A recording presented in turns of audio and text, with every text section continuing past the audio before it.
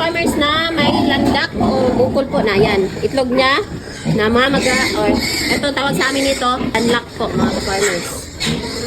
So, kakapunin po natin ngayon. Distansya lang pa.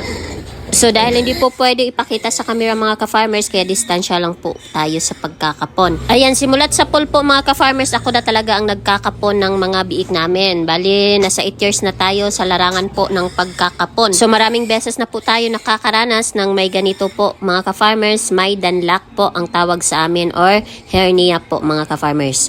So eto, ang paraan ko po sa pagkakapon ay single slit method po mga ka-farmers. Pero dahil may hernia po itong kinakapon natin, so dalawang slit po ngayon ang gagawin natin. Tsaka kailangan rin po hahanapin natin yung itlog dito sa kabila dahil hindi po natin makakapa dahil po sa sobrang maga po mga ka-farmers. So ayan, nabutasan ko, mali po yung nabutas ko mga ka-farmers dahil hindi po yun ang itlog, pero okay lang yan, basta't ang atin pong tandaan mga ka-farmers kapag ganitong may landak or danlak po mga ka-farmers, kailangan na hindi po masusugatan yung bituka. Kagaya na lang po na itong lumabas mga ka-farmers, yan po ang pinakamahalaga, hindi masusugatan.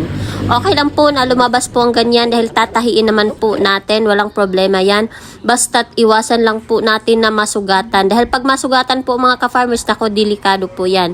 Baka mapano po yung biik. Yan po ang pinakamahalaga sa lahat. Iiwasan po nating masugatan kahit nga po sa pagtatahi mga ka-farmers, kailangan mag-ingat po tayo, baka madamay po yung bituka sa ilalim, matusok po. Kung hindi lang ito danlak mga ka-farmers, hindi po ako magtatahi. So yan, nakasanayan ko na po mga ka-farmers na hindi ko po tinatahi kapag ako'y magkakapon, lalo na po kapag normal lang siya mga ka-farmers. Ang pagkakapon naman talaga ay mahalaga yan sa biik mga ka-farmers, lalo na kapag pambenta po yung mga alagain natin na baboy, dahil pag yan ay naibenta at hindi mo nakapon, mangangamoy barako yan. Kaya mahalaga po ang pagkakapon. So pagkatapos po naming kapunin mga ka-farmers, dahil naturukan na po natin ng iron yan at isang beses lang po tayo magturok ng iron vet. Yan po ang kagandahan ng iron vet mga ka-farmers, isang beses lang po tayo mag-inject. Dahil 200 mg or 20% po siya mga ka-farmers, kaya hindi na po kailangan ng follow-up. Dahil nakapagturok na po tayo niyan, so ang ituturok po natin ngayon pagkatapos po nating kapunin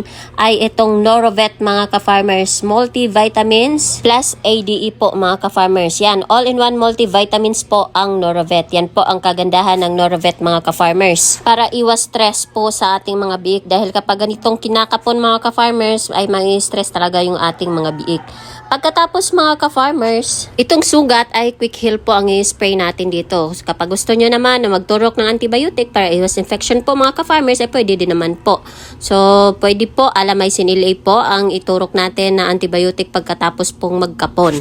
Tapos mga ka-farmers ay gusto ko po magbigay ng update. So, ayan, ito na po ang ating biik. Update po sa kinapon natin kahapon. Ito na po siya ngayon mga ka-farmers. May 3 stitches po ang tahi niya mga ka-farmers at okay na okay po ang ating biik. So sana po nakapagbigay tayo ng kaunting kalaman tungkol po sa pag-aalaga ng baboy dito sa ating mga ka-farmers.